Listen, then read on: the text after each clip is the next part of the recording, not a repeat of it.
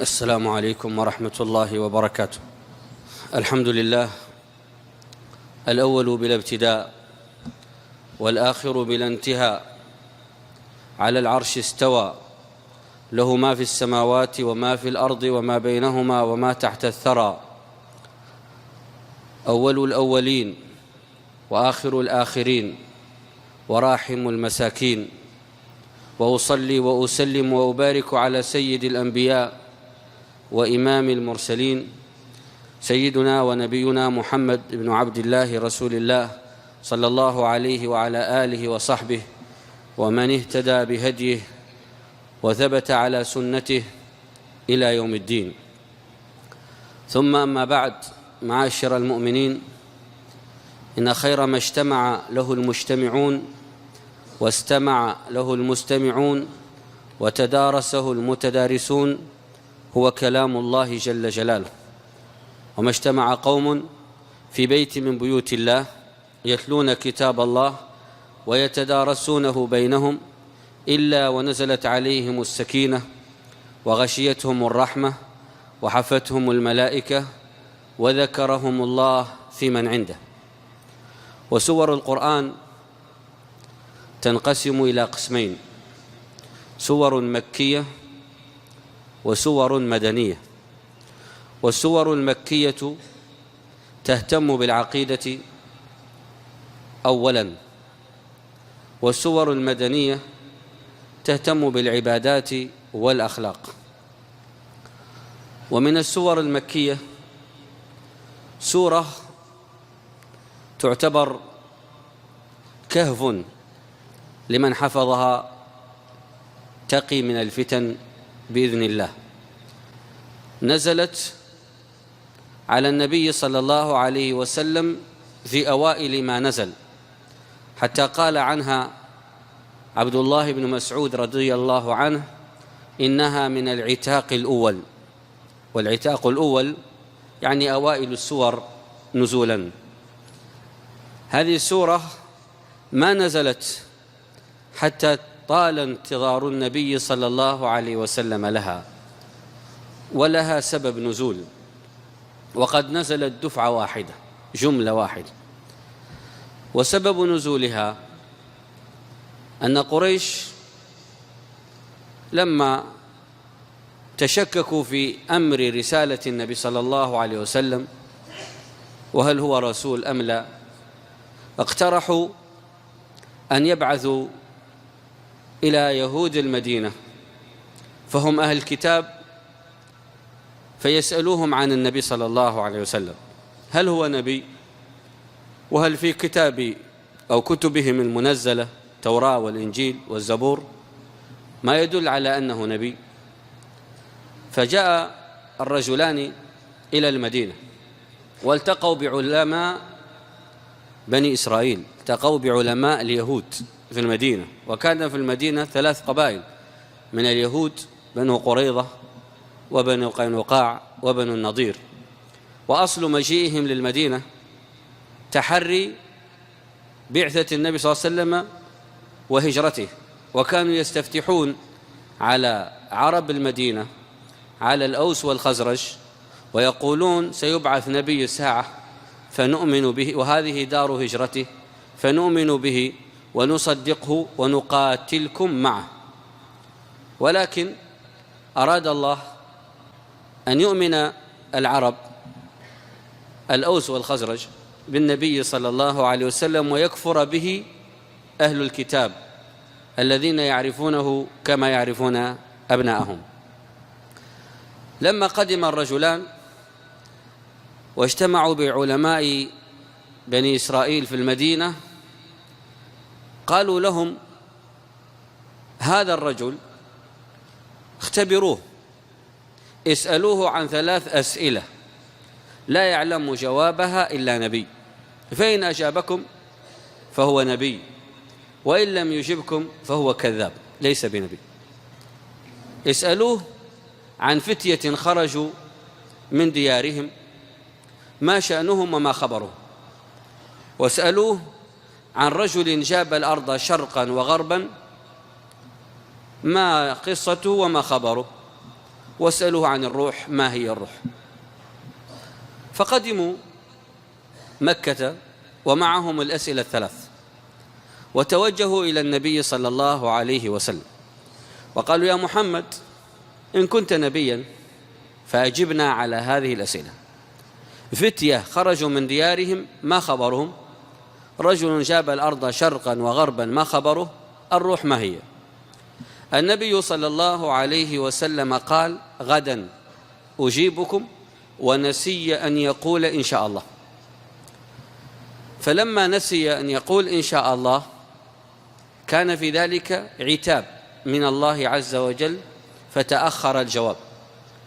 جاء يوم غد ولم ينزل وحي، واليوم الذي بعده ولم ينزل وحي، حتى مكث شهرا كاملا وما نزل عليه وحي في هذا الأمر.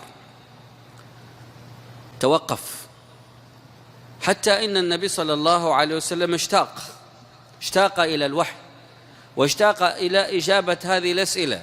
وبدأ بعض المشركين يقولون: محمد كذب، لو كان نبيا لأجاب. وبعد مضي شهر نزل جبريل بهذه السورة ومعه 70,000 ملك، وهذا العدد من الملائكة نزل مع هذه السورة لعظمة هذه السورة. وفرح النبي صلى الله عليه وسلم والصحابة بهذه السورة فرحا عظيما، ومن شدة فرحهم بها أن الله عز وجل افتتحها بقوله: الحمد لله الذي أنزل على عبده الكتاب، بعدما جلس عبده شهرا كاملا ينتظر نزول الكتاب، فنزل الكتاب وفيه الأجوبة. الحمد لله الذي أنزل على عبده الكتاب ولم يجعل له عوجا. العوج الذي عند المشركين، والعوج الذي عند اليهود، والعوج الذي عند النصارى ليس في هذا الكتاب. فهذا الكتاب مستقيم، كتابا قيما يهدي للتي هي أقوم، ومن اتبعه سار على الصراط المستقيم. وهذا الكتاب صراط مستقيم يوصلك من الدنيا إلى أعلى درجات الجنة. اقرأ وارقى ورتل كما كنت ترتل في الدنيا، فإن منزلتك عند آخر آية كنت تقرأها. الحمد لله الذي أنزل على عبده الكتاب ولم يجعل له عوجا قيما لينذر بأسا شديدا من لدنه ويبشر المؤمنين. محمد صلى الله عليه وسلم والذين آمنوا معه. آمن الرسول بما أنزل إليه من ربه والمؤمنون كل آمن بالله وملائكته وكتبه ورسله لا نفرق بين أحد من رسله كما فعل اليهود، ولا نفرق بين أحد من رسله كما فعل النصارى. قالوا نؤمن بما أنزل إلينا ويكفرون بما وراءه وهو الحق. فهذا القرآن لما نزلت هذه السورة طبعا فرح بها النبي صلى الله عليه وسلم، ووصل الخبر إلى قريش، ووصل الخبر أيضا إلى اليهود، وأن النبي صلى الله عليه وسلم قد نزل عليه الوحي وقد أجاب. اشتملت هذه السورة على 5 قصص هي مفاتيح الأمان من الفتن، ولذلك هذه السورة كهف، والكهف يدخله الخائف فيأمن. فأويل الكهف لماذا؟ لأنهم إن لم يخرجوا من بين أيدي أقوامهم المشركين وظهروا عليهم رجموهم. إنهم إن يظهروا عليكم يرجموكم، الخيار الأول، أو يعيدوكم في ملتهم، وكلاهما فتنة، أن يقتلوا فتنة أو يرتدوا عن الإسلام فتنة. فكان الكهف أمان لهم أن يقتلوا، وكان الكهف أمان لهم أن يفتنوا، وكانت سورة الكهف أمان للمؤمنين في ميادين الفتن كلها، أن يقتلوا هنا أو يفتنوا هنا. فهي أمان من أكبر الفتن ومن أعظم الفتن، فتنة المسيح الدجال التي تتصور وتتشكل على ميادينها الأربع، التي جاءت سورة الكهف لتسلمنا مفاتيح الأمان من الفتن كلها، خاصة التي يأتي بها الدجال بين يدي الساعة. افتتحت السورة: الحمد لله الذي أنزل على عبده الكتاب ولم يجعل له عوجا قيما لينذر بأسا شديدا من لدنه ويبشر المؤمنين. لأن النبي صلى الله عليه وسلم والأنبياء جميعا مهمتهم النذارة أولا والبشارة ثانيا. يا أيها المدثر قم فأنذر. طيب متى تأتي البشارة؟ إذا استجابوا للنذارة. وأنذر عشيرتك الأقربين. فإذا خافوا وأتوا إليك مستسلمين، والإسلام من الاستسلام، والاستسلام لا يكون إلا بعد الخوف، عندئذ بشرهم. فبشر عباد الذين يستمعون القول فيتبعون أحسنه، وأحسن القول هو القرآن. ومن أحسن من الله قيلا، ومن أحسن من الله حديثا. أحسن الحديث كتابا متشابها مثانية تقشعر منه جلود الذين يخشون ربهم ثم تلين جلودهم وقلوبهم إلى ذكر الله. فهذا النبي صلى الله عليه وسلم عندما نزلت عليه هذه السورة وبدأ يقرأها والصحابة تقرأها، كأنما أزال الله عنه غمة، فنزل فيها: ولا تقولن لشيء إني فاعل ذلك غدا، لأنه قال لهم: غدا أجيبكم إلا أن يشاء الله. وجاءت السورة كلها تربط العبد بالله، وجميع قصصها تربط العبد بالله، وكأن السورة تتحدث عن أمة محمد صلى الله عليه وسلم، بدايتها من بدايتها إلى نهايتها. كأن السورة تتحدث عن عصور هذه الأمة وما ستصل إليه هذه الأمة. إن بداية هذه الأمة في دار الأرقم كبداية قصة أصحاب الكهف في كهفهم. لو نظرت إلى النبي صلى الله عليه وسلم ومن معه في دار الأرقم لقلت: إنهم فتية آمنوا بربهم وزدناهم هدى وربطنا على قلوبهم إذ قاموا فقالوا ربنا رب السماوات والأرض لن ندعو من دونه إلها لقد قلنا إذا شططا هؤلاء قومنا. أبو جهل بن هشام وعتبة والوليد بن المغيرة وهؤلاء قومنا اتخذوا من دونه آلهة، عبدوا اللات والعزى ومناة الثالثة الأخرى، عبدوا هبل، عبدوا أصناما أسماء سموها هم وآباؤهم ما أنزل الله بها من سلطان. هؤلاء قومنا اتخذوا من دونه آلهة لولا يأتون عليهم بسلطان بين فمن أظلم ممن افترى على الله كذبا. فالمشركون افتروا على الله كذبا إذ جعلوا هذه الأسماء لها صلة بالله وسموها بنات الله وأنثوها. فاللات مؤنثة من لفظ الجلالة الله، والعزى مؤنثة من لفظ العزيز، ومنات مؤنثة من المنان. وهكذا أسماء الله أنثوها وأطلقوها على حجارة: لا تسمع لا تبصر لا تنفع لا تضر، هل يسمعونكم إذ تدعون أو ينفعونكم أو يضرون. فلما افتروا على الله كذبا وسموا هذه الحجارة بأسماء الله تعالى الله عما يقولون علوا كبيرا إن هي إلا أسماء سميتموها أنتم وآباؤكم ما أنزل الله بها من سلطان. إذن هؤلاء افتروا على الله كذبا. وكذلك اليهود افتروا على الله كذبا، قالوا عزير ابن الله، وافتروا على الله كذبا قالوا يد الله مغلولة غلت أيديهم ولعنوا بما قالوا بل يداه مبسوطتان ينفق كيف يشاء. وافتروا على الله كذبا قالوا محمد ليس برسول، افتروا على الله كذبا.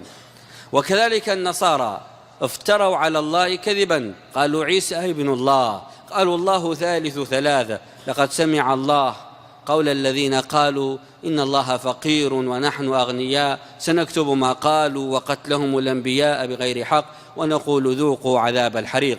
كل هؤلاء من يهود ونصارى ومشركون افتروا على الله كذبا، وافتروا كذبا على أنبياء الله. افتروا على إبراهيم الكذب، قالوا إبراهيم يهودي، وقالوا إبراهيم نصراني، وقالوا إبراهيم مشرك. وقال الله: ما كان إبراهيم يهوديا ولا نصرانيا ولكن كان حنيفا مسلما وما كان من المشركين، إن أولى الناس بإبراهيم للذين اتبعوه وهذا النبي والذين آمنوا. إذن هذه السورة عندما بيّنت الكذبة، خاصة الكذب على الله، بيّنت أن أعظم كذب في التاريخ هو الكذب على الله. كبرت كلمة تخرج من أفواههم إن يقولون إلا كذبا. وبالمقابل انظروا إلى أعظم قلب يحمله أعظم رجل، قلب ملئ رحمة، قلب محمد صلى الله عليه وسلم. فلعلك يا محمد يا رسول الله باخع نفسك على آثارهم إن لم يؤمنوا بهذا الحديث أسفا، تأسف عليهم، تموت عليهم، تقتل نفسك حسرة عليهم لأنهم لم يؤمنوا، تخشى عليهم عذاب النار. دعهم، إن عليك إلا البلاغ. ولكن مع ذلك كله كان حريص على هداية الناس. لقد جاءكم رسول من أنفسكم عزيز عليه ما عنتم حريص عليكم بالمؤمنين رؤوف رحيم. والواقع أن الناس تولت، اليهود تولوا عنه وقالوا ليس من بني إسرائيل فلا نؤمن به، والنصارى تولوا عنه وقالوا هذا ليس من بني إسرائيل فلا نؤمن به، والمشركون العرب تولوا عنه وقالوا هذا فرق آلهتنا. فإن تولوا كل ولى على طريقه وتولى، فإن تولوا قل يا رسول الله، قل يا محمد يا ابن عبد الله، حسبي الله لا إله إلا هو، كما قال المشركون لا إله إلا هو، كما قال الموحدون الذين أشركوا قالوا أن ثمة إله في الأرض غير الله، إله مع الله. حسبي الله لا إله إلا هو عليه توكلت وهو رب العرش العظيم.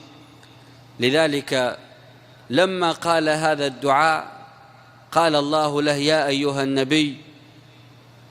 أيها النبي حسبك الله ومن اتبعك من المؤمنين. فكان الله حسبه، لا يحسب ولا يعد أحدا مع الله، وكفى بالله وكيلا. بدأت السورة بالقصة الأولى، قصة أصحاب الكهف. هذه القصة كانت في الفترة ما بين عيسى عليه السلام ومحمد صلى الله عليه وسلم. وأصحاب وأبطال هذه القصة شباب فتية، عددهم مختلف فيه، أقله 3 وأكثره 7. سيقولون 3، رابعهم كلبهم، على أقل تقدير 3 أشخاص. ويقولون 5، سادسهم كلبهم. ويقولون 7 وثامنهم كلبهم. قل ربي أعلم بعدتهم ما يعلمهم إلا قليل. إذن فيهم 3 أقوال حسب ما هو مكتوب عند اليهود. طائفة قالت 3 أشخاص والرابع كلب، وقيل 5 أشخاص والسادس كلبهم، وقيل 7 وهو القول الصحيح، 7 وثامنهم كلبهم. لماذا قلنا أنهم 7 وثامنهم كلبهم؟ لأن الله عز وجل جعل هذا القول هو الأخير، وغالبا القول الأخير هو الراجح، والقول الأخير هو المقبول، لأنه ينسخ ما قبله من الأقوال. ويقولون 7 وثامنهم كلبهم. قل ربي أعلم بعدتهم ما يعلمهم إلا قليل. كيف كانت قصتهم وكيف كانت بدايتهم؟ لما رفع عيسى بن مريم تفرق الحواريون، انقسموا إلى كم قسم؟ إلى قسمين، إلى 3 أقسام. انقسم الحواريون أصحاب عيسى بن مريم إلى 3 أقسام. قسم قتلوا، قتلهم اليهود، وهم الذين واجهوا اليهود فاستشهدوا في سبيل الله، وقسم ارتدوا ما استطاعوا المواجهة فارتدوا، وقسم فروا وهربوا. وهؤلاء الذين هربوا فروا في سبيل الله، هاجروا في سبيل الله، هم أصل قصة أصحاب الكهف. وصلوا إلى قرية، هذه القرية كان من أول القرى عليها أسوار، وللأسوار أبواب، وعلى الأبواب أصنام، لا يدخل أحد القرية حتى يسجد للصنم، فإن سجد أذن له بالدخول، وإن لم يسجد لا يدخل.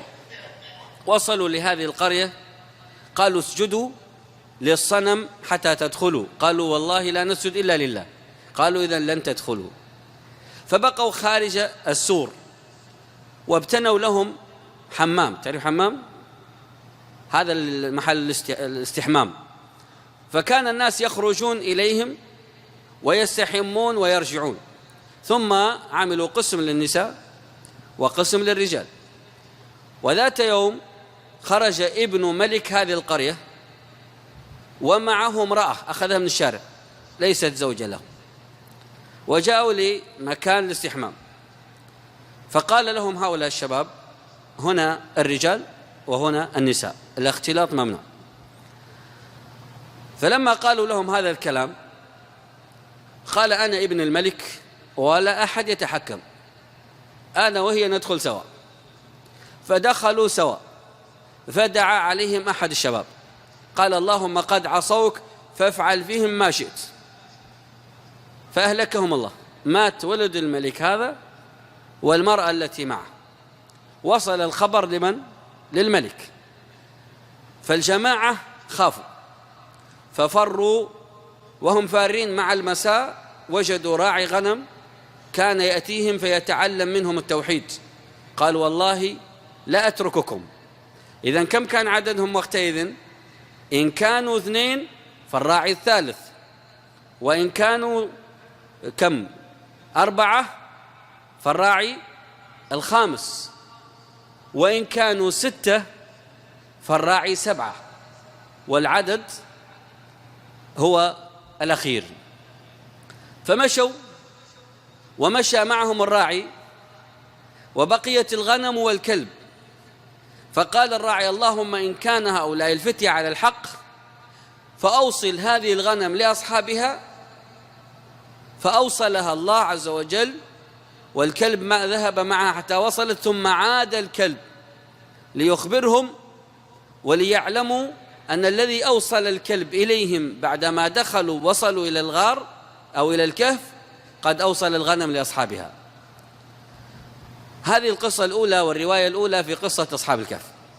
الرواية الثانية أن أصحاب الكهف فتية من خيرة شباب القوم، يعني أبناء أثرياء، أبوه وزير وأبوه الثاني أمير وأبو ثالث ملك، يعني فتية من خيرة أبناء المجتمع. لكن هداهم الله، وكان لهؤلاء عيد شركي يخرجون من قريتهم إلى الأصنام خارج القرية كما كان يفعل أهل العراق. فلما خرجوا هؤلاء الفتية اعتزلوا هؤلاء المحتفلون بالشرك، خرج الأول، ثم خرج الثاني، ثم الثالث، ثم الرابع، الخامس، السادس، السابع، حتى اكتمل عددهم وهم صامتون. كل منهم يخاف من الآخر، يخاف أن الآخر يعني يبلغ عنه أو يتكلم عنه أنه عنده رب يعبده. فلما اجتمعوا خارج هؤلاء المشركون تكلموا، قالوا تعالوا نحن الآن كل منا يقول لماذا خرج، لماذا تركنا.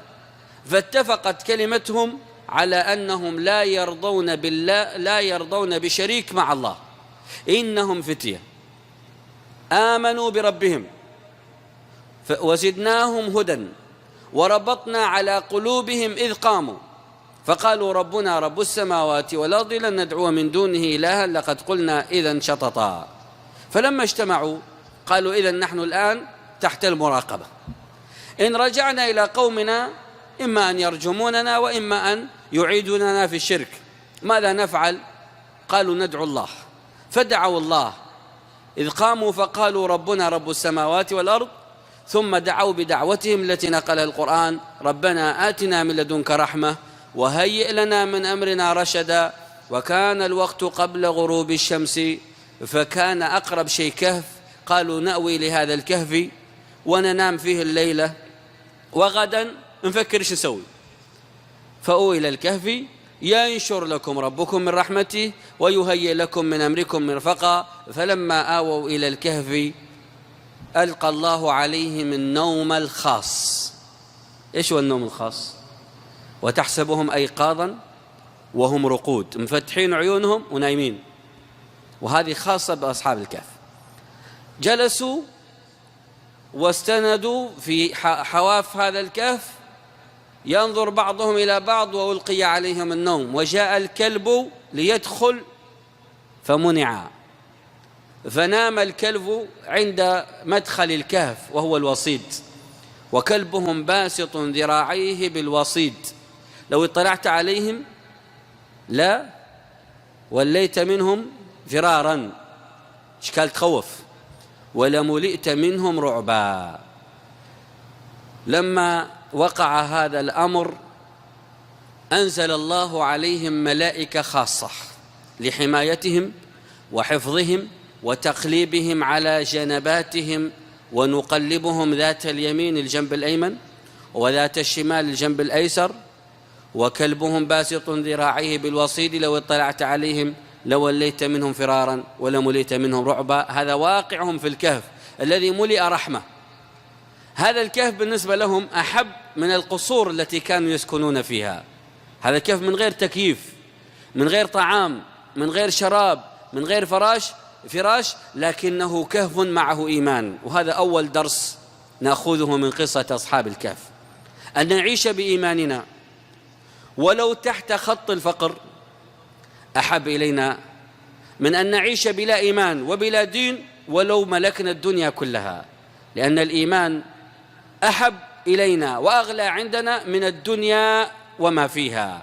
ولذلك النبي صلى الله عليه وسلم خير بين أن يكون عبدا رسولا وأن يموت يلقى الله، وبين أن يكون ملكا رسولا مخلدا في الدنيا ويعطى الخلد، فاختار الأولى، أن يكون عبدا رسولا وينتقل إلى الله عز وجل، يموت كما يموت الناس ولا يخلد، واختار الرفيق الأعلى. والله عز وجل قال له: وللآخرة خير لك من الأولى. ولما دخل عليه عمر بن الخطاب يوم من الأيام في الشهر الذي آلى فيه النبي صلى الله عليه وسلم من أزواجه، يعني أقسم يمين أن يمكث شهر ولا يدخل على واحدة، فبني له خيمة في المسجد، ودخل عليه عمر في هذه الخيمة، لأن الناس أصبحوا يتكلمون: محمد صلى الله عليه وسلم رسول الله طلق أزواجه، عمر بنته عنده حفصة بنت عمر، وأبو بكر بنته عنده عائشة بنت أبو بكر رضي الله عنها، وهؤلاء ما يدرون. وعمر أتى إلى حفصة وأراد أن يضربها ويقول لها: ماذا حصل؟ أطلقك رسول الله؟ قالت: لا علم لي. عائشة يقول لها أبو بكر: أطلقك رسول الله؟ لا علم لي. أبو بكر استحى ولم يتكلم.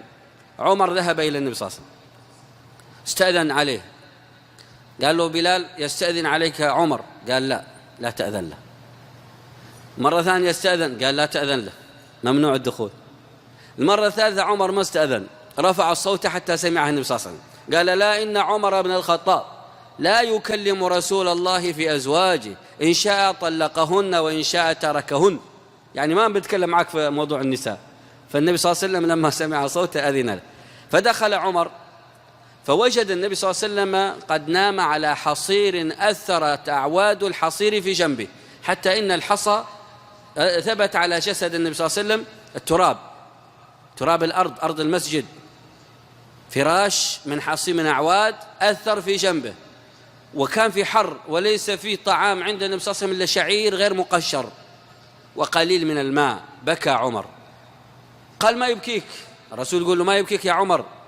قال: يا رسول الله، ذكرت كسرى وقيصر في القز والخز والياقوت والديباج وأنت رسول الله على مثل هذا الحال. يعني المفروض أنت أولى من كسرى وقيصر، المفروض عندك الدنيا كلها جبالها ذهب وفضة، فلما قال ذلك جلس النبي صلى الله عليه وسلم قال: مه يا عمر، أما ترضى أن تكون لهم الدنيا ولنا الآخرة؟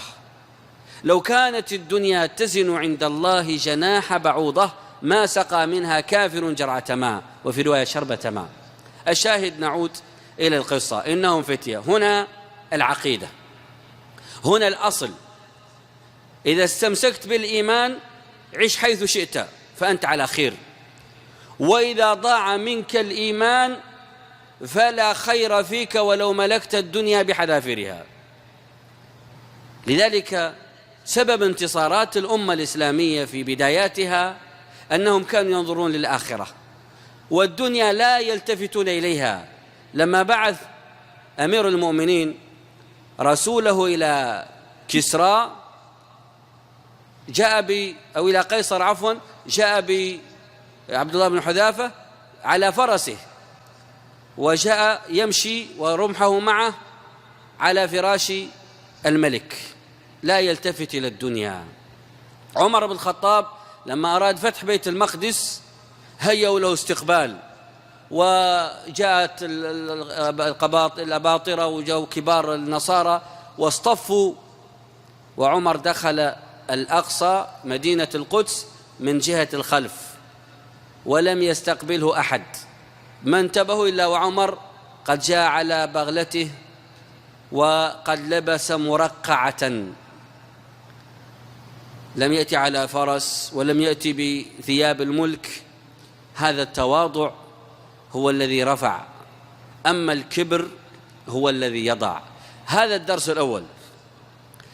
من هذا الدرس نأخذ حقيقة أن الإنسان في حالة الضعف أو الأمة في حالة الضعف أفضل شيء لها الاعتزال.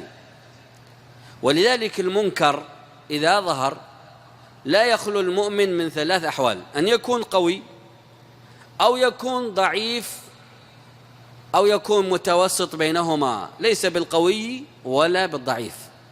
فإن كان ضعيفا اعتزل كحال أصحاب الكهف، وإن كان قويا إما أن تعذب وإما أن تتخذ فيهم حسنا كحال ذي القرنين، وإن كان بينهما تكلم بلسانه كحال صاحب الجنتين: أكفرت بالذي خلقك من تراب ثم من نطفة ثم سواك رجلا. ولذلك النبي صلى الله عليه وسلم قال: من رأى منكم منكرا فليغيره بيده كحال ذي القرنين، فإن لم يستطع فبلسانه كحال صاحب الجنتين، فإن لم يستطع فبقلبه كحال أصحاب الكهف.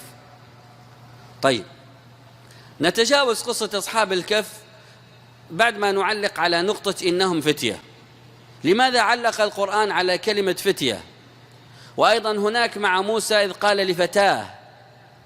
الفتوة مرحلة الشباب هي مرحلة الصلاح والبناء أو الفساد والهدم.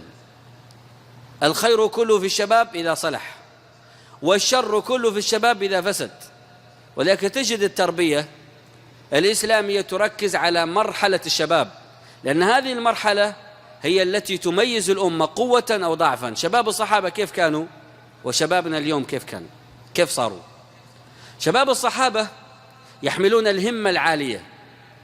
انظر إليهم في غزوة أحد، عندما خرج النبي صلى الله عليه وسلم وقد لبس سلامة الحرب، وخرج الصحابة الكبار، خرج أبناء الصحابة، فكان النبي صلى الله عليه وسلم يرد الصغار، من لم يبلغ 16 سنة يرده، لكن الناس تتفاوت أجسامهم، فالذي يرى أنه يستطيع حمل السلاح يأذن له، فيأتي آخر أصغر سنا منه يقول: يا رسول الله أذنت لفلان وأنا أستطيع أن أصرعه، يقول: تصارعا، فيتصارعا بين يدي رسول الله صلى الله عليه وسلم، ثم يأمره يأذن لهما. كانت هذه التربية التي يتربى عليها الشباب.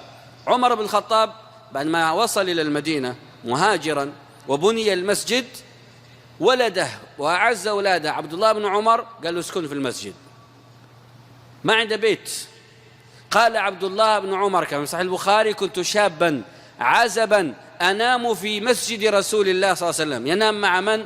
مع أبي هريرة، مع أصحاب الصفة فقراء الصحابة يواسونهم. يعني إذا كنت أنا يا عمر بن الخطاب عندي بيت ويا أبو بكر عندك بيت، لكن عيالك جيبهم يناموا مع الفقراء في المسجد. فكان أبناء الصحابة ينامون في المسجد مع أصحاب الصفة ليتعلموا قيام الليل، يتعلموا تلاوة القرآن، ظهر جيل فريد من نوعه وهو جيل الصحابة، إنهم فتية آمنوا بربهم. لكن جيلنا اليوم ما هو همهم؟ ما الذي يحملونه؟ تجد الطفل الشاب اليوم يتربى على الألعاب والكورة، ولو نظرت أقصى أمانيه يكون لاعب كرة. اسأل ابنك إيش تبغى تصير، ماذا تريد أن تكون، يقول لك لاعب كرة. يعني أشياء تافهة، لاعب كرة ماذا يقدم للأمة وغير ذلك. لكن الهمة العالية، شوف الصحابة، عمر بن الخطاب لما ربى عبد الله بن عمر هذه التربية، انظر إلى همة ابن عمر. قال ابن عمر: فرأيت الناس بعد صلاة الفجر يسألون رسول الله صلى الله عليه وسلم عن الرؤى، يسألهم رسول عما رأوا، فقمت ذات ليلة فصليت ما شاء الله لأن أصلي، ثم سألت الله قلت: اللهم أرني رؤيا حتى أقصها على النبي صلى الله عليه وسلم. فنام فرأى في منامه رؤيا غريبة، كأن رجلان نزلا فأخذا به وذهبا به إلى النار، إلى جهنم، فإذا بها مثل البير مطوية.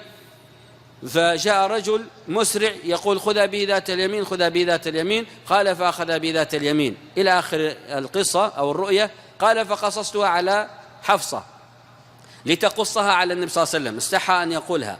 فلما قص على حفصة وقصتها حفصة على النبي صلى الله عليه وسلم، اسمع إلى التربية، اسمع ماذا قال النبي صلى الله عليه وسلم في تعبير رؤيا عبد الله بن عمر، وكان عمره 11 سنة. قال: نعم الرجل عبد الله لو كان يقوم من الليل.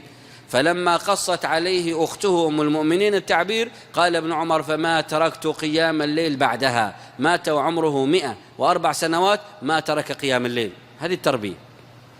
إنهم فتية آمنوا بربهم وزدناهم هدى. الفتنة الأولى الذي يأتي بها الدجال هي الفتنة في العقيدة، والفتنة في العقيدة هي الزلزلة، والزلزلة أخطر شيء. قال تعالى: أم حسبتم أن تدخلوا الجنة ولما يأتكم مثل الذين خلوا من قبلكم مستهم البأساء والضراء وزلزلوا حتى يقول الرسول والذين آمنوا معه متى نصر الله ألا إن نصر الله قريب. قريب ممن؟ قريب من المؤمنين. والمؤمنون من هم؟ الذين ثبتوا عند الزلازل. من المؤمنين رجال صدقوا ما عاهدوا الله عليه، فمنهم من قضى نحبه على التوحيد، ومنهم من ينتظر ثابت على التوحيد، وما بدلوا تبديلا، ما بدلوا في العقيدة تبديلا. طيب، هذا الدرسين الأساسيين من هذه القصة الأولى، والفتنة الأولى التي هي فتنة العقيدة. في يومنا اليوم فتن في العقيدة كثيرة. ألعاب تعلم الشرك، القوة العظمى التي لا تغلب، ويجيب لك واحد صورة على أنه أقوى شيء، فيرتسم في ذهن الطفل أن هذا المخلوق هو أقوى شيء، فحتى يتخيل أن هذا أقوى من الله، لأنه ليس هناك ألعاب تعلمه أن الله هو القوي المتين، وأن الله هو شديد العقاب، وأن الله بيده ملكوت كل شيء. هذا لا يتعلمه، فيتعلم من ألعابه الكفر، يتعلم الإرهاب، كيف تهدم مسجدا، كيف تهدم الكعبة، يتعلم الإرهاب، يتعلم الكفر، يتعلم كل شيء. لأن التربية إذا لم يشرف عليها أصحاب العقيدة أشرف عليها أصحاب الكفر. وهذا يوجب على أمة محمد صلى الله عليه وسلم أن يكون من بينهم من يعمل ألعاب للأطفال تعلمهم التوحيد، تعلمهم العبادة، تعلمهم الأخلاق، وهذا واجب على الأمة الإسلامية أن تقوم به. نذهب إلى الفتنة الثانية. بعد فتنة التوحيد التي أخطر شيء تأتي الفتنة الدنيا. الدنيا خطيرة. الله عز وجل يقول: فلا تغرنكم الحياة الدنيا ولا يغرنكم بالله الغرور. وذكر الله قصة صاحب الجنتين. واضرب لهم مثلا رجلين جعلنا لأحدهما جنتين من أعناب وحففناهما بنخل وجعلنا بينهما زرعا كلتا الجنتين آتت أكلها ولم تظلم منه شيئا. القصة معروف. تعالوا نضع الاحتمالات. نفرض أن صاحب الجنتين مؤمن، وجاءه أخوه في الله فقير. إيش كان يسوي؟ مثل ما سوى الأنصار لما جاءهم المهاجرون. إيش سووا؟ آثرهم على أنفسهم، كما قال تعالى ويؤثرون على أنفسهم ولو كان بهم خصاصة. انظر إلى هذا الموقف ما بين عبد الرحمن بن عوف وأخوه من الأنصار. قالوا تعال يا عبد الرحمن، أنا عندي زوجتين وعندي بستانين وعندي بيتين، تعال انظر البستانين أي واحد أعجبك خذه، والبيتين أي واحد أعجبك خذه، والمرأتين انظر إليهما معا أي واحدة أعجبتك وطلقها، فإذا خرجت من عدتها تزوجها. هذا موقف المؤمن مع المؤمن، موقف الإيثار. طيب الثاني أن يكون كافر، سيكون بخيل، لأن الإيمان يدفع للكرم والكفر يدفع للبخل. قال تعالى والليل إذا يغشى والنهار إذا تجلى وما خلق الذكر والأنثى إن سعيكم لشتى. فأما من أعطى واتقى وصدق بالحسنى فسنيسره لليسرى. وعلى رأسهم من؟ أبو بكر الصديق، أول من أعطى من هذه الأمة.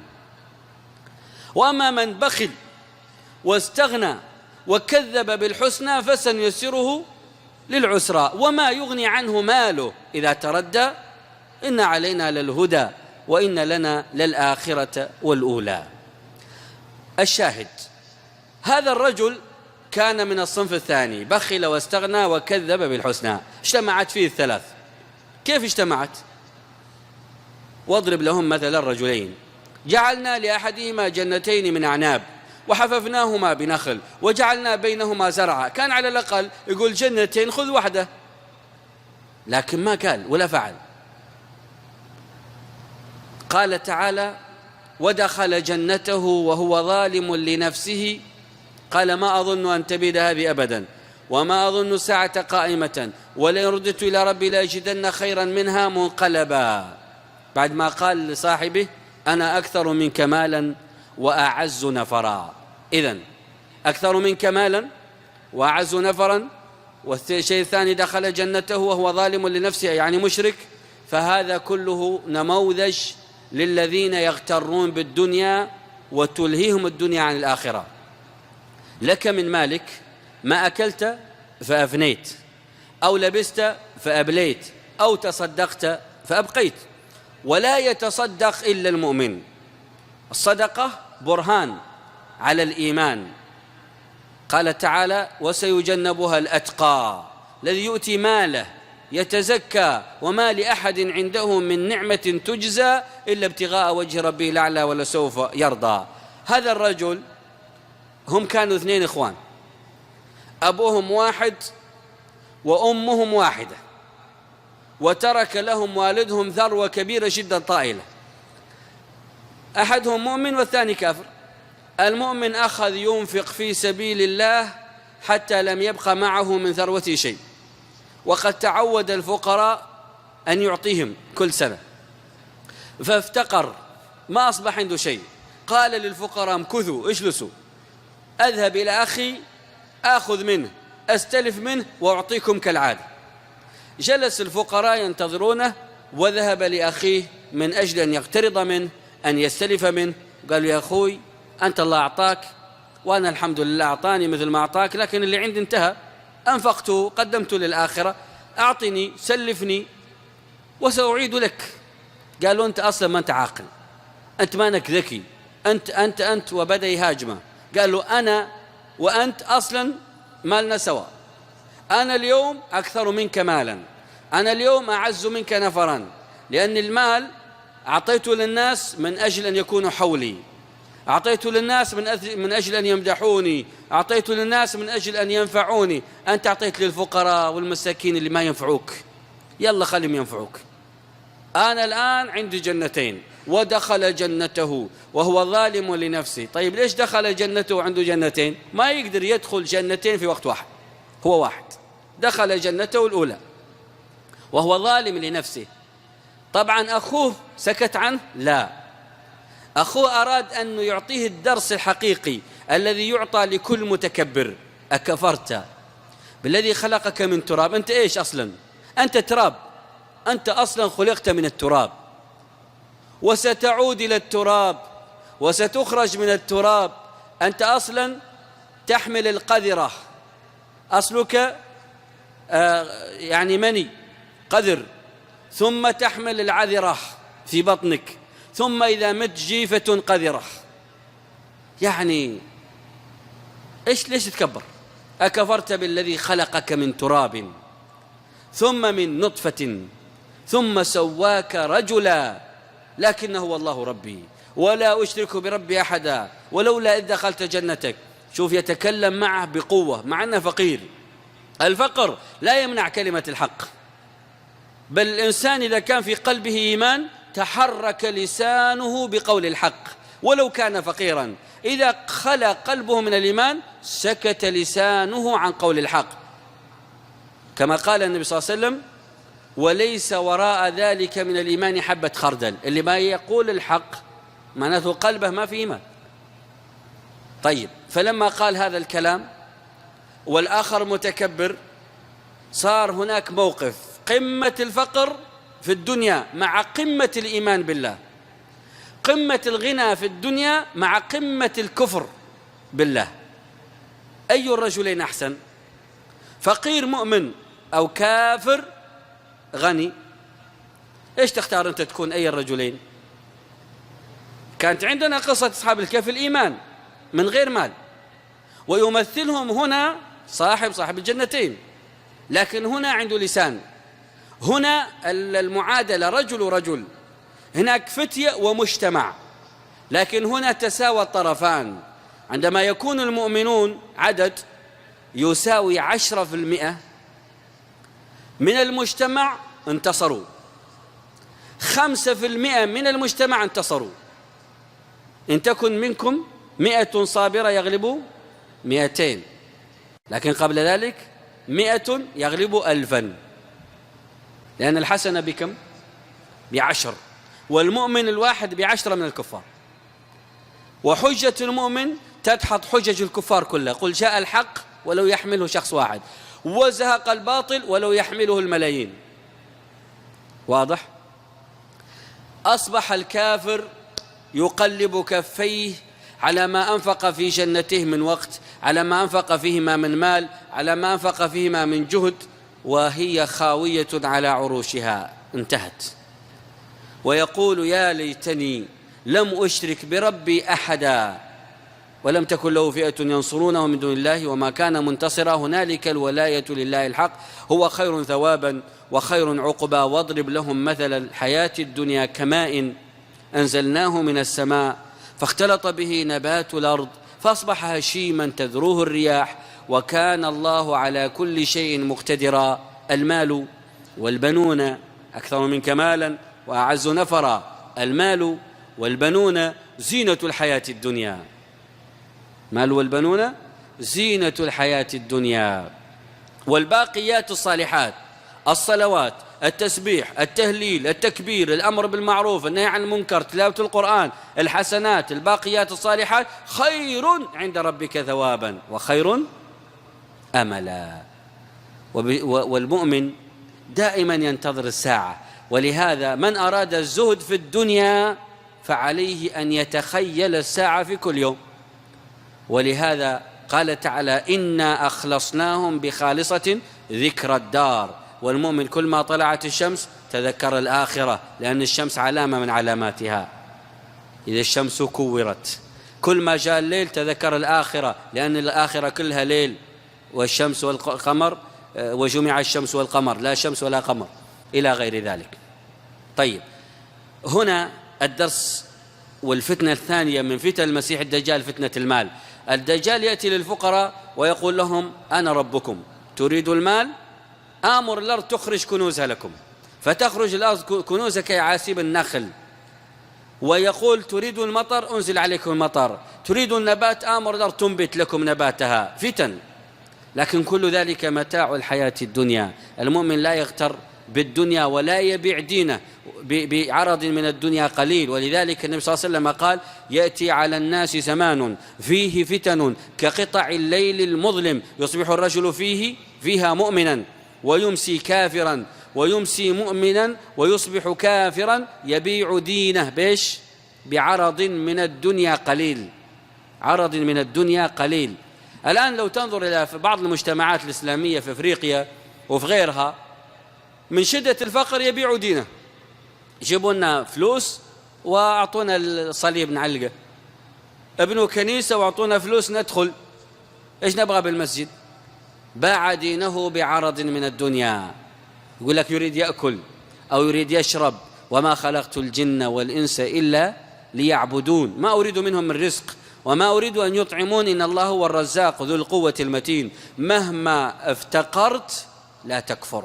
ولذلك النبي صلى الله عليه وسلم جمع بين الفقر والكفر، قال اللهم إني أعوذ بك من الكفر والفقر، والفقر أخو الكفر إذا لم يكن ثمة إيمان. طيب، هذا الدرس الثاني من دروس السورة، ثم بعده يأتي الدرس الثالث والفتنة الثالثة، وهي أخطر، وهي فتنة العلم. العلم مشكلة. الإنسان عندما يزداد علما إما أن يزداد مع علمه خشية أو يزداد مع علمه طغيانا. الناس قسمين: أن يزيده العلم خشية لله والتواضع، هذا عالم رباني. يزيد العلم كبر وغطرسة وارتفاع على الناس، هذا عالم شيطان. طيب كيف؟ الله عز وجل يقول إنما يخشى الله من عباده العلماء. إذن العلماء أهل خشية الله، والذين يخشون الله سيرضيهم الله في الدنيا ويرضيهم في الآخرة، كما قال تعالى في شأن الخشية: الذين يخشون ربهم بالغيب لهم مغفرة وأجر كبير، وأسروا قولكم أو اجهروا به إنه عليم بذات الصدور، فرتب الخشية على القول، والقول هذا قول العلماء. طيب، إيش القصة؟ القصة قصة رجلين عالمين، كل واحد منهم بحر في العلم، واجتمعا. واحد الخضر عليه السلام والثاني موسى عليه السلام. وسبب القصة أن موسى سئل سؤال، وهذه القصة وردت للنبي صلى الله عليه وسلم من أجل التركيز على كلمة إن شاء الله. موسى سئل من أعلم الناس؟ فقال أنا أعلم الناس، وهو صادق. اللي سأله واحد من بني إسرائيل، وهو موسى أعلم الناس، لأن الله كلمه، وكلم الله موسى تكليما، لأن الله كتب له كتابا وكتبنا له في الألواح من كل شيء، ومع ذلك عاتبه الله على هذه الكلمة. قالوا يا موسى إن عبدا من عبادي علمته علما لم أعلمك إياه، وعلمتك علما لم أعلمه إياه، فإن أضفت علمه إلى علمك كنت أعلم الناس، وإن أضاف علمك إلى علمه كان أعلم الناس. إذن العلم بينكما. موسى أراد أن يسبق، قال ربي إذن لي أذهب إليه وصف لي مكانه. قال في مجمع البحرين، وعلامة وجوده أن تعود الحياة للحوت اليابس الذي عندك. قال لفتاه لا أبرح حتى أبلغ مجمع البحرين وامضي حقبا، فانطلقا حتى إذا طبعا أمضي حقبا فانطلقا حتى بلغ مجمع البحرين. مجمع البحرين في 3 أقوال. قيل البحرين اللسانين من البحر الأحمر، اللسان الشرقي الذي يدخل إلى الأردن وعلى حدود السعودية، واللسان الغربي الذي على حدود مصر من جهة ثانية واتصل بالبحر الأحمر. طبعا مجمع بينهما النقطة التي يفترقان فيها. هذا القول الأول، وهذا القول الأقرب من مصر، وموسى تكلم وهو في سيناء أو تكلم وهو في مصر. القول الثاني أن مجمع البحرين هناك حدود المغرب، ما بين المغرب والأندلس اللي هي أسبانيا، ما يسمى جبل طارق. في هذا المضيق، مضيق جبل طارق، عندما يلتقي المحيط الأطلسي مع البحر الأبيض المتوسط. القول الثالث أن الجنوب جهة الصومال، عندما يلتقي البحر الأحمر مع البحر الهادي، المحيط الهادي. الشاهد لا يهمنا المكان، يهمنا أن موسى انطلق وبلغ مجمع البحرين ولقي الخضر. هنا أعطانا الله درس نموذج للعالم الذي يؤخذ العلم منه، العالم الذي إذا صحبته تستفيد منه تربية قبل أن تستفيد علما. فوجد عبدا من عبادنا آتيناه رحمة من عندنا وعلمناه من لدنا علما. متى جاء العلم؟ بعد هذه الأربع. أول شيء عبدا، معناته موحد غير مشرك، من عبادنا، مسلم موحد، عبدا من عبادنا. اثنين، آتيناه رحمة من عندنا، ما عنده قسوة قلب، ما عنده الشدة، ما عنده غطرسة، ما عنده كبر، رحمة من عندنا.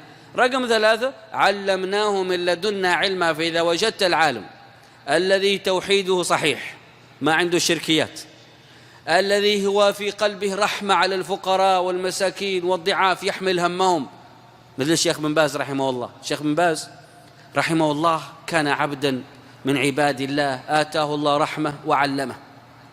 كان هذا الرجل تتصل به امرأة من أدغال أفريقيا تطلب فلوس يرسل لها. كان كافل من الأيتام ومن الدعاة ما لا يعلم إلا الله. هؤلاء العلماء الذين هم رحمة، الذين يمثلون النبي صلى الله عليه وسلم، ورثة الأنبياء. أنت عندما تكون عالم تحط نفسك أنك أنت وريث عن محمد صلى الله عليه وسلم. محمد صلى الله عليه وسلم كيف كانت أخلاقه؟ كيف كان النبي صلى الله عليه وسلم يتعامل مع الناس؟ وما أرسلناك إلا إيش؟ رحمة للعالمين. ولذلك هذه السورة كلها من أولها إلى آخرها ممكن نطلق عليها سورة الرحمة، لأن كل ما فيها مربوط بالرحمة. كيف؟ أصحاب الكهف، فأووا إلى الكهف ينشر لكم ربكم من إيش؟ من رحمته. صاحب الجنتين إنما تكلم رحمة بهذا الكافر، رحمة به وشفق عليه من غضب الله. أكفرت بالذي خلقك من تراب ثم من نطفة ثم سواك رجلا. وموسى عليه السلام عندما وجد الخضر وجد عبدا من عبادنا آتيناه رحمة من عندنا وعلمناه من لدنا علما. فكان قوله تعالى آتيناه رحمة عنوان للدرس كله، عنوان للمنهج كله، عنوان لما سيتعلمه موسى من الخضر. موسى تعلم الرحمة. كيف تعلم الرحمة؟ السفينة، فانطلق حتى إذا ركب في السفينة خرقها. ليش خرقها؟ رحمة بالمساكين. غلام انطلق حتى إذا لقي غلاما فقتله. ليش قتله؟ رحمة بأبويه ورحمة به. الجدار أقامه. ليش أقامه؟ رحمة باليتيمين. تعالوا نسمع القصة باختصار. فانطلق حتى إذا ركب في السفينة. أول ما ركب في السفينة ورد في الحديث أن الله بعث طائر فوقف على طرف السفينة ونظر إليهما، كان يلقي عليهما السلام التحية، ثم نقر في الماء نقرة وطار. هذا أول درس أخذه موسى. قال الخضر لموسى، قال له يا موسى شفت الطائر؟ قال نعم شفت. قال تدري وش اللي يقول؟ قال لا. قال يقول لك أن أنا وأنت الاثنين ما نقص ما عندنا من العلم، ما نقص ما عندنا من العلم من علم الله إلا كما نقص هو بمنقاره من هذا البحر. نقص والله ما نقص؟ معناته العلم وما أوتيتم من العلم إلا قليلا. علم الله واسع، والناس كلها لو تجمع كل علماء الأرض منذ خلق الله آدم وعلمه وعلم آدم الأسماء إلى آخر عالم في بني آدم، إلى آخر عالم في الجن، إلى آخر علماء الملائكة، كل هذا العلم لو تجمعه لا يصل لشيء من علم الله. فالله عالم الغيب والشهادة، وسع ربنا وسعت كل شيء رحمة وعلما. كان هذا أول درس، وهذا الدرس الذي يحتاج إليه طالب العلم. طالب العلم لا ينبغي أن يأتي يريد يأخذ العلم كله، لا تستطيع تأخذ العلم كله، لكن اطلب العلم من الله واطلب الزيادة، وقل ربي زدني علما. وما ورد في السنة أن النبي صلى الله عليه وسلم طلب الزيادة في شيء إلا من إيش؟ من ثلاث. وش؟ العلم، وقل ربي زدني علما. والأمر الثاني اللبن، اللهم بارك لنا فيه وزدنا منه. والأمر الثالث اللي طلب النبي صلى الله عليه وسلم الزيادة فيه هو العمر. خيركم من طال عمره أو الزيادة في العمل الصالح. طيب، لهذا الخضر عليه السلام عندما خرق السفينة خرقها رحمة. قال: أما السفينة فكانت لمساكين يعملون في البحر فأردت أن أعيبها وكان وراءهم ملك يأخذ كل سفينة غصبا. واحد. وهذا يأخذ منه طالب العلم الدرس الأول: إذا أردت العلم فارحم المساكين. ولهذا ينبغي لطلاب التحفيظ أن يكون لهم يوم للمساكين، يكنسوا بيوتهم، يجيبوا لهم الطعام إذا استطاعوا. أبو بكر الصديق أول طالب علم على يد رسول الله صلى الله عليه وسلم، يقول عنه عمر بن الخطاب أن أبا بكر بعدما أصبح خليفة كان يأتي إلى خيمة في المدينة، يأتيها ليلا ثم يدخلها ثم يخرج. فلما أصبح عمر خليفة قال: والله لآتين تلك الخيمة التي كان يأتيها أبو بكر وأعرف ماذا يفعل فيها. فجاء إلى الخيمة فإذا بها عجوز عمياء، عجوز عمياء. قال: كان رجل يأتيك هنا ماذا يفعل؟ قالت: يقم لي بيتي ويحلب لي شاتي. أمير المؤمنين رئيس الدولة يقوم بيت يعني نظف ويحلب شات لامرأة عجوز. الرحمة بالمساكين، هذا هو طالب العلم وهذا هو العالم. النبي صلى الله عليه وسلم كان يحب المساكين ويجالسهم ويجلس معهم. مرة جاء رجل فلما رأى النبي صلى الله عليه وسلم يرتعد قال له: هون عليك على رسلك، إنما أنا ابن امرأة كانت تأكل القديد بمكة. يعني أم امرأة تأكل القديد، يعني فقيرة. قديد طعام الفقراء وهو اللحم اليابس، بينما الأغنياء يأكلون الجزور، ولذلك الجزور أكلها يتوضأ منه لأنه يورث الكبر، بينما القديد ولو كان من لحم الإبل لا يتوضأ منه. طيب، الشاهد هذه المسألة الأولى السفينة. المسألة الثانية وهي اللي فيها إشكال: قتله. طبعا قتل النفس خطير. قال: قتلت نفسا زكية بغير نفس لقد جئت شيئا نكرا. ليش قتله؟ رحمة بالغلام، لأنه إذا كبر سيكون طاغية فيدخل النار، فقتله صغيرا فيدخل الجنة لأنه مات قبل البلوغ. ورحمة بوالديه: وأما الغلام فكان أبواه مؤمنين فخشينا أن يرهقهما طغيانا وكفرا فأردنا أن يبدلهما ربهما خيرا منه زكاة وأقرب إيش؟ رحمة. طيب، اليتامى ليش بنى لهم الخضر والقرية كلها أبت أن تضيف؟ حتى إذا أتيا أهل قرية استطعم أهلها طعام جائعين. موسى كان عنده حوت وراح في البحر ولم يستفد منه. قال له: أما الجدار فكان لغلامين يتيمين في المدينة. هذه فئات المجتمع: فئة المساكين، فئة كبار السن، فئة الضعاف، اليتامى وأشباههم من الناس. إذن هذه القصة تعطينا مسألة العلم وأنه يحتاج إلى الرحمة. نختم بالقصة الأخيرة وهي قصة الملك.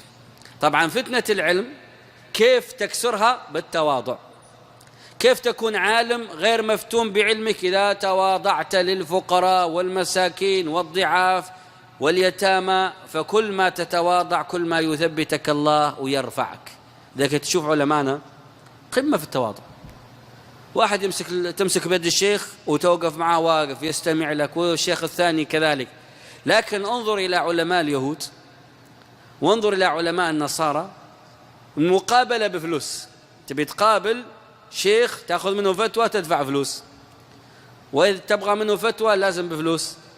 كما قال تعالى: يكتبون الكتاب بأيديهم ثم يقولون هذا من عند الله ليشتروا به ثمنا قليلا فويل لهم مما كتبت أيديهم وويل لهم مما يكسبون.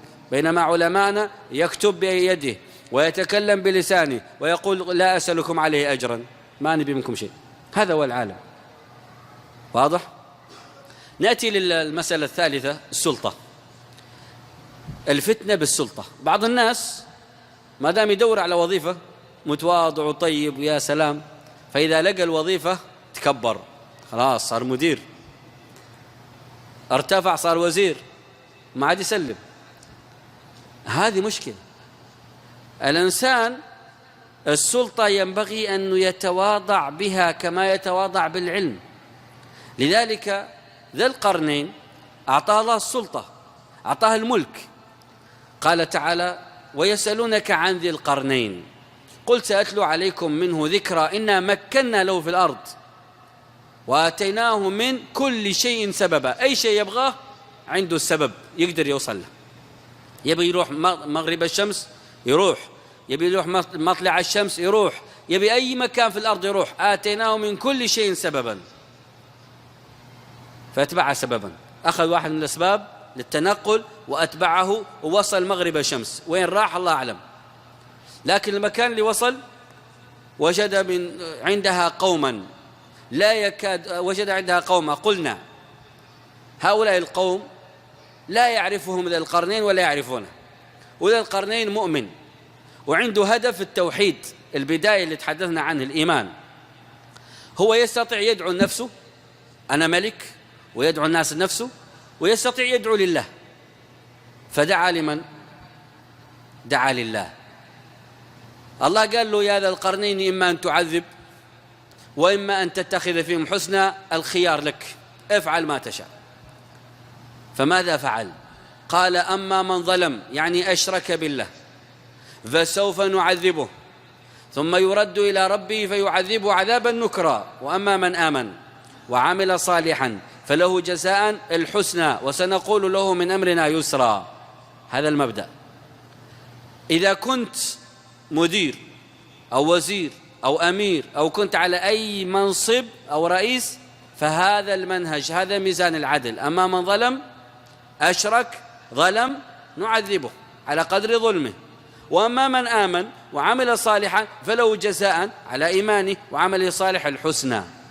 ولهذا على مستوى البيت، أنت أب وعندك أبناء وبنات، يجب أن يكون عندك هذا المبدأ: أما من ظلم فسوف نعذبه ثم يرد إلى ربه فيعذبه عذابا نكرا، وأما من آمن وعمل صالحا فله جزاء الحسنى. بعض الناس يحسن أولاده فلا يرى الإحسان، فإذا أساءوا وقف. يحسن طلابه فلا يرى الإحسان، فإذا أساءوا وقف. لا، العدل أن تقول للمحسن أحسنت وتقول للمسيء أسأت. وفي الوظيفة كذلك. لذلك هذا كان أول درس من دروس القرنين، التعامل بالعدل مع الأتباع. الدرس الثاني: أتبع سببا حتى إذا بلغ مطلع الشمس وجدها تطلع على قوم لم نجعل لهم من دونها سترا كذلك وقد أحطنا بما لديه خبرا. أندونيسيا وما وراءها ما كان عندهم بيوت، كانت جزر بحرية ومناطق جبلية، والله عز وجل جعلهم مساكن داخل هذه الجبال وداخل هذه الأشياء وداخل هذه الأشجار. فإذا طلعت الشمس دخلوا في هذه الأماكن واختبأوا فيها عن الشمس، وإذا جاء الليل طلعوا. ما لهم بيوت. فلما رأوا ذا القرنين دخلوا في هذه الأشياء وغابوا عنه، تركهم ولم يسأل عنهم.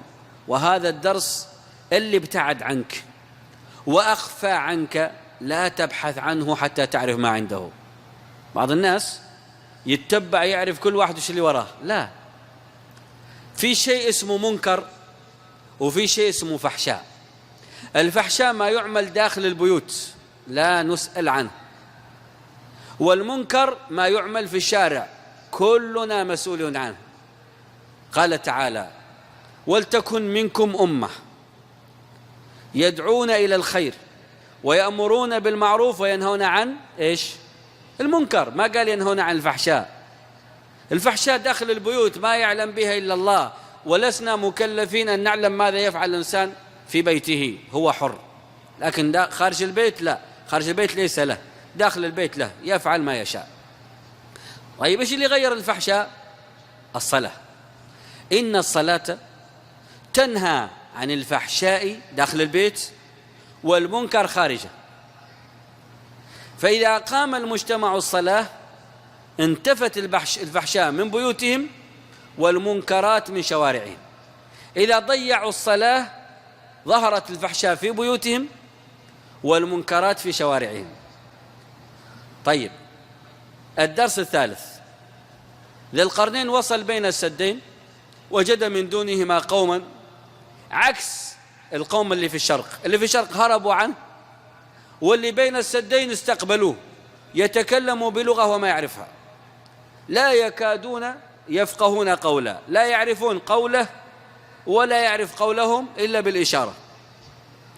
المهم تفاهموا، قالوا بالإشارة: يا ذا القرنين إن يأجوج ومأجوج مفسدون في الأرض، فهل نجعل لك خرجا، نعطيك فلوس، على أن تجعل بيننا وبينهم سدا؟ ماذا قال؟ له طماع ويحب الناس يقول هاتوا، لكن لا، هو عنده هدف، هو يريد أن الناس كلها تدخل في دين الله. قال: ما مكنني فيه ربي خير، فأعينوني بقوة أجعل بينكم وبينهم ردما، آتوني زبر الحديد حتى إذا ساوى بين الصدفين قال انفخوا، حتى إذا جعله نارا قال آتوني أفرغ عليه قطرا، فما استطاعوا أن يظهروه وما استطاعوا له نقبا. قال: هذا رحمة. هذا إيش؟ رحمة. إذن الآن كم عندنا في السورة من الرحمات؟ الرحمة الأولى ما هي؟ رحمة أصحاب العقيدة داخل الكهف، فأووا إلى الكهف ينشر لكم ربكم من رحمته. إذن هذا الكهف رحمة لهؤلاء حتى يعيشوا آمنين. الرحمة الثانية: صاحب الجنتين بعثه الله رحمة لصاحب الجنتين، لو ما شاءه الرجل لبقي في طغيانه حتى يموت طاغية فيدخل النار. فكانت الدعوة رحمة على الأغنياء، رحمة على المتكبرين، لأنها تردهم إلى الله. أصبح يقلب كفيه على ما أنفق فيها وهي خاوية على عروشها، لكنه تاب إلى الله. قال: يا ليتني لم أشرك بربي أحدا. دخل إلى التوحيد ورجع إلى الحق. طيب، الرحمة الثالثة رحمة أصحاب السفينة المساكين. الرحمة الرابعة رحمة صاحبي هذا الأبوين، أبواه مؤمنين. الرحمة الخامسة رحمة الغلام. الرحمة السادسة رحمة من؟ اليتيمين. الرحمة السابعة رحمة البشر كلهم، بني آدم كلهم إلى قيام الساعة بسبب بناء هذا السد. قال: هذا رحمة من ربي. كم صارت رحمة؟ 7 رحمات. وكم عددهم؟ 7، وثامنهم كلبهم. وكم عدد أيام الأسبوع؟ 7. كم عدد جوارح الإنسان اللي يتوضأ فيها؟ 7 جوارح اللي يسأل عنها يوم القيامة. 7 جوارح: السمع، البصر، السمع جارحة، البصر جارحة، اللسان جارحة، اليد، الرجل، البطن، الفرج. 7 جوارح. إذن والسماوات كم؟ 7، والأراضين 7، والطواف بالبيت 7، والسعي بين الصفا والمروة 7، ورمي الجمار 7. لتعلم أن 7 مرتبطة بالرحمة، وأن 7 عدد وتر يحبه الله جل جلاله. ولقد آتيناك 7 من المثاني والقرآن العظيم. بهذا انتهت هذه السورة، سورة الرحمة، سورة الكهف الذي آوى إليه أصحابه ليرحمهم الله، سورة صاحب الجنتين وصاحبه الذي دعاه ليرحمه الله، سورة أيضا الخضر وموسى من باب آتيناه رحمة من عندنا. فهذه الرحمة من عند الله، وهذا العلم من لدن الله مرتبط بالرحمة. وأختم بقول الله عز وجل: الرحمن علم القرآن. ليش قال الرحمن علم القرآن؟ ليش ما قال الله علم القرآن؟ لأن القرآن أصلا مرتبط بالرحمة. قل بفضل الله وبرحمته فبذلك فليفرحوا هو خير مما يجمعون. وقال تعالى: هو الله الذي لا إله إلا هو عالم الغيب والشهادة هو الرحمن الرحيم. فقد يسبق العلم الرحمة، وقد تسبق الرحمة العلم، لكن لا بد من العلم للرحمة، ولا بد للرحمة من العلم. أسأل الله أن يعلمنا وإياكم ما ينفعنا ويوفقنا وإياكم لما يحب ويرضى. وآخر دعوانا أن الحمد لله رب العالمين، والمعذرة على الإطالة، والسلام عليكم ورحمة الله وبركاته.